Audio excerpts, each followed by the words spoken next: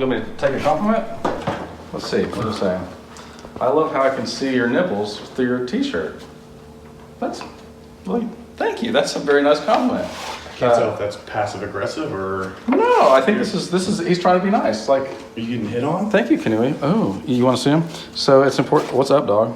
So it's important, if you want to take your shirt and twist it like this, then Okay. it definitely looks like it's cold. And let's just say you want to look like a cat, no problem. You just do 6 of them, right? Or like a dog, then you'd be like, what's up, dog? So my brother got a compliment similar to this many years ago when he was a teenager. And this girl said, I'll keep that right there. This girl said, God's been showing me my future and you're not in it. He's like,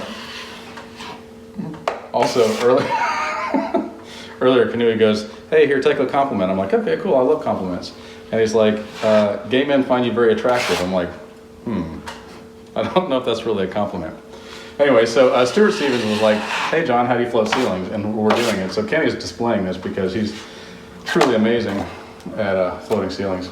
So, the thing I like to do is I like to put material on. By material, you mean roofing shingles? No, so the material that I'm using today is Argentinian clay mud. That makes sense, yeah. It looks just like your normal box store mud, but because we're special, we go all the way to Argentina, which is not. Argentina. We go all the way to Argentina, and we have to, haggle with the locals and stuff like that. To buy That must cost like $1 Brazilian. Do you dig it yourself? Yeah, I can dig it myself. Yeah, but no, we hire the locals to do it because we want to, Give them some work. embolden their economy and stuff. We pay them in peanuts, but But peanuts are rare over they can there. turn around and sell those. It's a delicacy. And I have a lot of peanut butter. So what I do is I put some material on, right, and I get some mud on my knife. Yeah. Have you got any on your face? Yeah, I do. Yeah. Probably a sign of COVID, I And think. I'll start running my material out.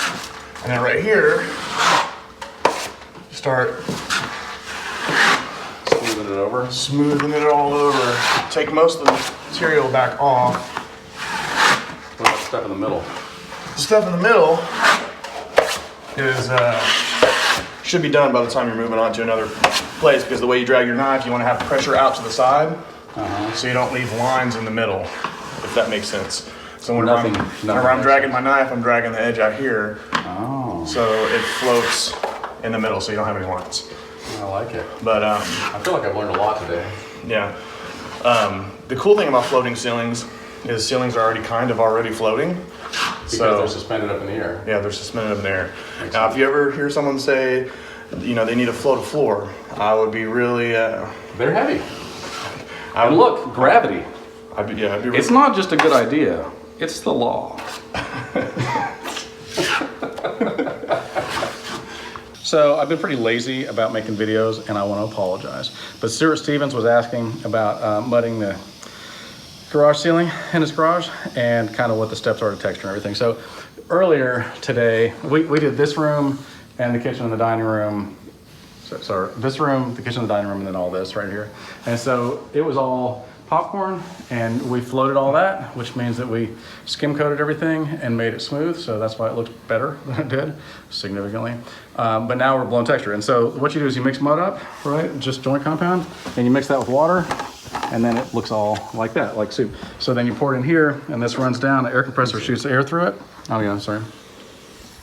And then it splatters all over. It sounds like a big wet fart is what it really sounds like. I mean, if you want to know the truth. It is fatiguing.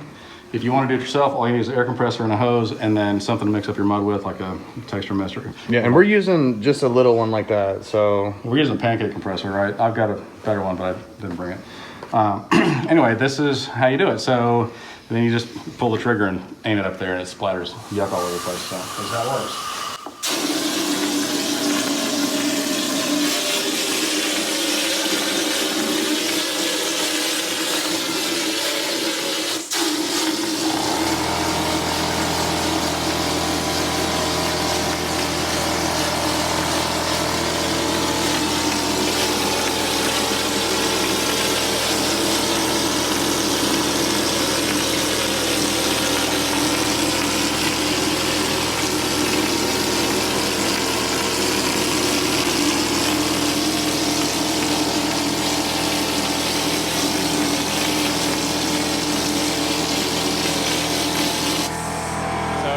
taller ceiling, so a lot more of it's falling on the ground than normal. And you don't want to watch all this because it's super boring.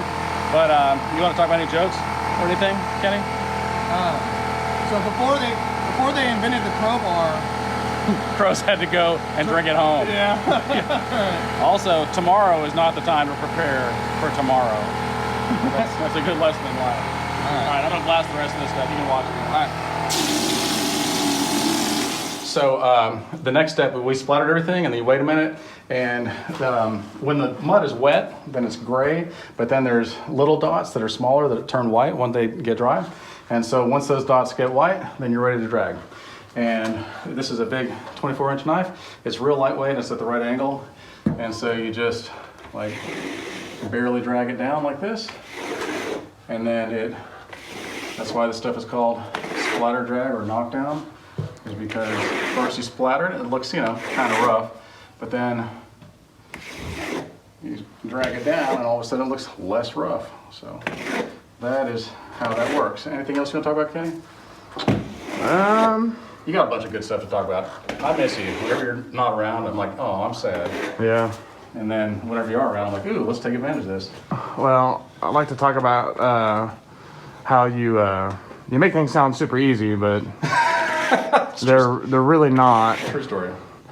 I remember whenever I first started doing texture and stuff like this, just so y'all know, it's not as easy as John makes it look.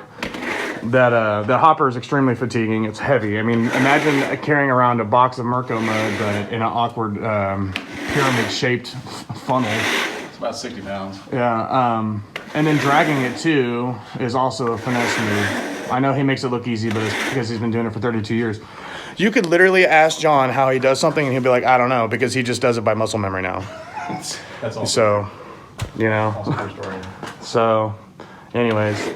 I'm like, whatever, just all you gotta do is this. People Yeah. are like, it's not that easy. This simple thing is actually a lot of muscle memory built up over years and years and years. So, anyways, that's kind of what I got to say. You got anything else? I just want to say that, during this time of COVID, maybe it's time to start another business. Maybe find a need and fill a need. And I'm not talking about me. I got plenty of businesses. I'm tired. Right. I'm talking about other people. Because all you got to do to start a business, check this out. You buy something for less, usually in bulk, and then you add some kind of a service to it, and then you charge more for it. Like a delivery? Like whatever it is, whatever your service is, you just charge more for it. That's called profit. You got to factor in your labor and then a profit margin and a return on your investment too. So Yep. you buy tools and things, and you need to get paid back for that. You need to have enough room for overhead, which people are like, I'm a small company, I don't have overhead. I'm like, yes, you do. Yes, you do. Your you gotta truck have a- payment, your insurance payment for the truck, your internet bill, Cell phone bill, gas, clothes maintenance. you run. Yeah. These shoes are 3 days old. Yeah, clothes, maintenance on your vehicle, maintenance on your tools. That's a big one. I never hear anybody talk about maintenance on their tools. Yeah, it's a real thing, or just wearing them out. Yeah, wearing them out. So, yeah. Small But, business or not. You can do it. Dumber people than you have done it. I mean, I do it. I'm pretty stupid. I do it, and I'm pretty dumb too. I mean, look at me. Yeah, those what John's talking about are margins. So if y'all have ever heard anybody talk about margins, really it's overhead, profit, and cost to do business, which is kind of overhead, but cost to do business per job is different than in general conducting your business. So I think like 95% of small businesses fail in the first year, and then another 80% of those fail within 5 years. But I think it's because people don't understand what it takes to run a business, and they're like, oh, it's like being an employee. I'm like, it's not like being an employee. It's like being a business owner. well, and I also think a lot of people don't understand that just because you're a business owner doesn't mean when you go home you get to stop being a business owner. No, you're never off. Yeah, you're never off. You're gonna responsible for work. everything. Yep, you're gonna work all day on your job, and you're gonna go home and work all day on plans for another job or another deal. And you're gonna go to sleep, and while you're laying in bed, you're gonna be thinking about it. True story. And when you wake up in the morning, you're gonna be thinking about it. Also true story.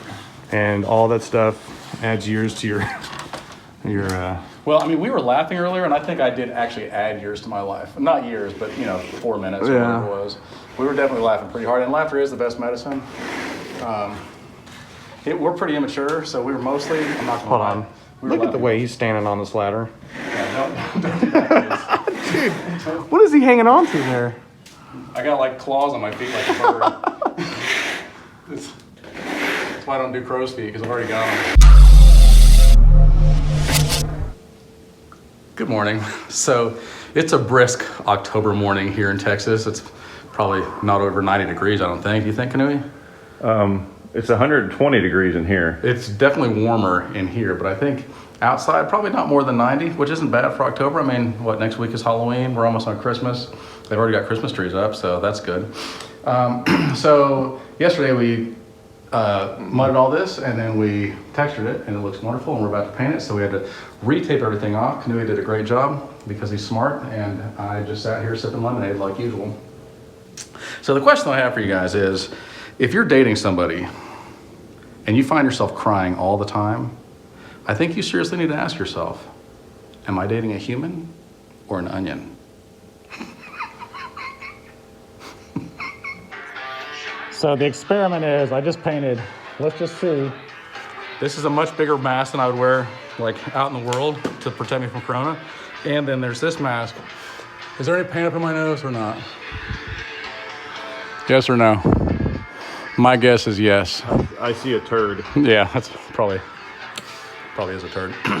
Imagine the paint particle is about the size of this You get room. a turd in your nose. You don't put turds in your nose? Don't make it weird. Imagine a paint particle is as big as this room and a coronavirus is as big as, I don't know, like this speck of dust right here.